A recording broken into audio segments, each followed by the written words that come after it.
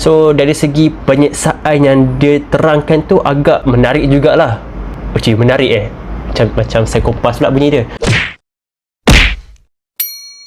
Assalamualaikum, selamat datang ke Buku Review Syafi, yang mana kita akan berkongsikan berkenaan dengan buku-buku yang telah saya baca sebelum ini. InsyaAllah sama-sama kita dapat manfaatnya. So, buku kali ni yang saya nak kongsikan adalah ini dia, Suci Dalam Debu oleh Iklim. Engkau bagai air yang jernih di dalam bekas yang berdebu.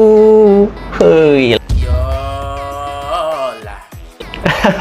Buku Suci oleh Hadi M. Noor di bawah penerbitan Buku Fiksi. Okey, buku ni adalah buku kopi review oleh Fiksi, yang mana buku ni adalah jalinan kerjasama di antara Rumah Penerbitan Fiksi dan juga Persatuan BookTube Malaysia. Hadi M. Noor ni adalah penulis skrip rancangan TV, antaranya ialah Dukun Diva, SMK, Oh My English, Level Up dan macam-macam lagi. So karya-karya yang wujud dalam bentuk buku pula ialah novel pengembaraan Laki-Laki Scorpio 2017, kemudian kita ada Family Values 2014 dan koleksi cerpen Sepucuk Pistol di dalam Laci 2012.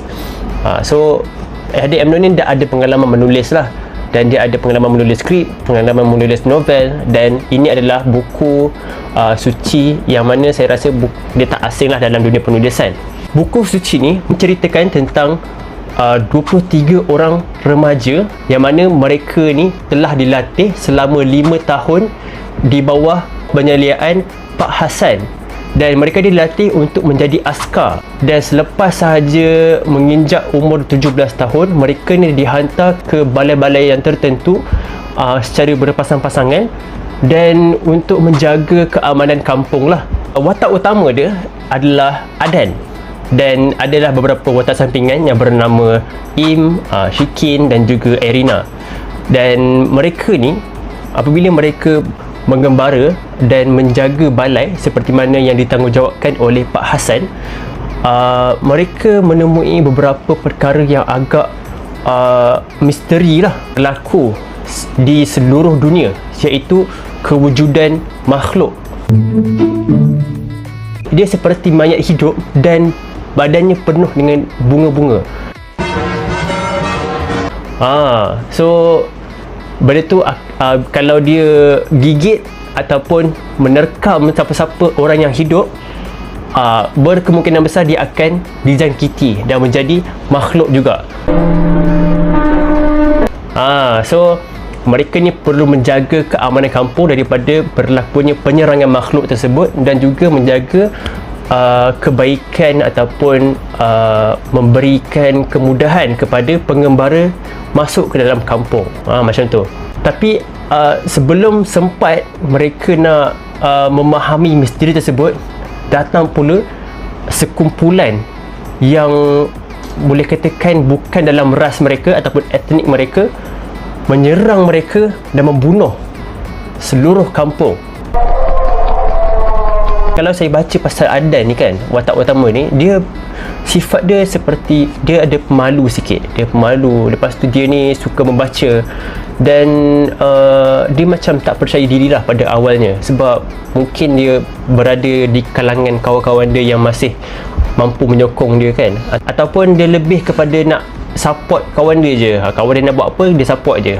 Dia punya karakter dia macam tu. Tapi bila dah sampai pertengahan dan juga hujung-hujung, kita akan nampak perubahan dari segi perwatakan si Adan ni, daripada bentuk pemalu kepada bentuk yang lebih percaya diri, dan menampakkan lagi lah daya survival dia lebih meningkat. Sebab apa? Korang kena bacalah Buku Suci oleh Hadi M. Noor ni, okey? Buku Suci ni unik dia adalah dia ada 6 bahagian tau. Bagi saya yang 6 bahagian tu adalah timeline, yang mana kita akan nampaklah perubahan tempat dan masa dari setiap bahagian tu lah. Bila dia buat bahagian ni, kita akan nampak perubahan watak Adan tersebut. Sebab setiap bahagian dia ada beberapa impact yang berlaku kepada Adan, Dan selepas masuk ke bahagian yang seterusnya, kita akan nampak perubahan karakter dia, perubahan cara fikir dia, perubahan cara dia bertindak, dan juga apa yang berlaku kepada dia. Bagi saya buku ni, dia punya emosi grafik dia berbentuk ombak lah. Dia memang naik turun. Kadang-kadang kita rasa seronok, kadang-kadang kita rasa suspend, kadang-kadang kita rasa geram, kadang-kadang kita takut. So saya rasa memang sangat menarik bacaan dia. Buku ni tak boring. Satu, dia fast pace. Yang kedua, emosi grafik.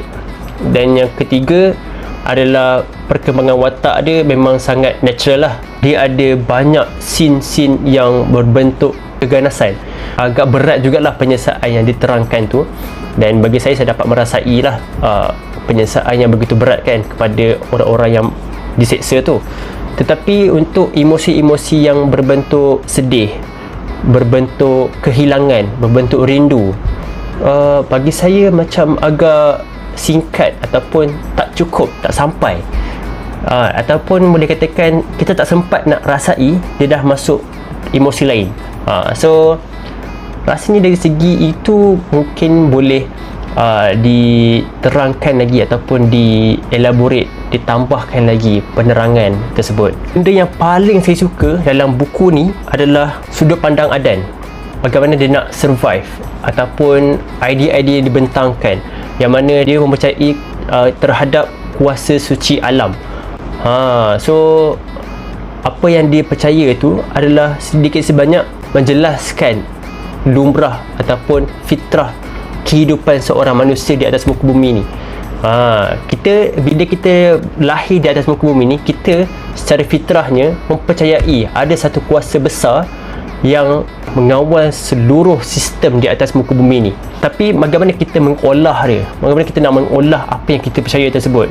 Adakah kita mengolah dengan cara kita sendiri, iaitu seperti mana yang ada dalam buku ni, yang mana banyak gila ajaran-ajaran ataupun kepercayaan-kepercayaan yang agak kritikal bila kita membacanya. Kalau korang mungkin agak lemah dari segi kefahaman terhadap Islam yang syumul, mungkin agak sukarlah untuk memahami perbezaan cara pandang Islam dan juga cara pandang orang yang beragama cuma bukan agama Islam. Kalau korang perasan, buku ni dia ditulis untuk pembaca matang. Satunya adalah dari segi idea dia, perkembangan ataupun kefahaman yang dibawa oleh Hadi M. Nur ni. Tetapi bagi saya dia tak adalah mengajak kita untuk mendalami ajaran tersebut. Tak. Dia just menceritakan ada etnik ni faham macam ni, etnik ni faham macam ni. Just in case kalau korang tak cukup matang, korang mungkin akan ambil sabi lewa lah. Macam nampak, oh benda ni bagus. Bagi saya ajaran Islam adalah ajaran yang paling tulen, paling benar. Dan apa yang dibawa tu bukan ajaran Islam, cumanya benda tu nampak baik, dia nampak berakhlak. Kita akan cenderung kepada benda yang baik. So kita nampak benda baik, kita nak ikut semua benda, dan fahaman kita tu agak terpesong lah bila kita follow 100% benda tu. Kemudian dia ada scene-scene keganasan yang mana berbentuk penyiksaan, yang mana penyiksaan tu dia memang sembang detail. Macam mana dia nak seksa, berapa lama, kepada siapa, lepas tu bentuk penyiksaan tu macam mana. Memang benda tu memang detail. Even kalau bukan penyiksaan pun ada berlaku pembunuhan, seperti membunuh manusia. Cara membunuh pun dia menceritakan secara detail. So benda tu agak tak sesuai lah untuk budak-budak ataupun yang bukan matang lah untuk membacanya. Okay? Bila saya baca belakang ni, sinopsis belakang ni, dia tak menceritakan tentang apa-apa yang berbentuk satu perjuangan ke, ataupun satu flow cerita ke, ataupun apa matlamat si watak utama ni. Macam tak ada apa sangat, tak tahu apa nak ke mana buku ni. Tapi bila dah habis baca bahagian pertama, baru kita faham lah, oh dia sebenarnya nak survive, mungkin mencari diri dia sendiri, ataupun memahami apa yang dia percaya, ataupun bagaimana dia nak mendalami kefahaman yang dibawa oleh Pak Hassan. Saya nak warning awal-awal, cerita ni tak habis tau. Dia punya ending dia agak, bagi saya agak kurang memuaskan. Mungkin sebab buku ni adalah buku yang pertama dalam trilogi suci. Saya memang tak sabar nak tunggu buku suci kedua dan ketiga lah. Sebab dia punya ending tak apa memuaskan. Dia macam dia dah dapat kemenangan kecil, tapi benda yang konflik lagi besar tu belum selesai. Itu maksud saya. So terima kasih buku fiksi di atas copy review yang telah diberikan, dan juga jalinan kerjasama di antara buku fiksi dan juga BookTube Malaysia. Dan insyaAllah sehingga bertemu lagi. Assalamualaikum. Contoh macam buku ni ada 340 muka surat. 340 muka surat, anggarannya adalah bersamaan dengan 6 jam. 6 jam tu kalau saya main ML, saya dah boleh push sampai legend dah.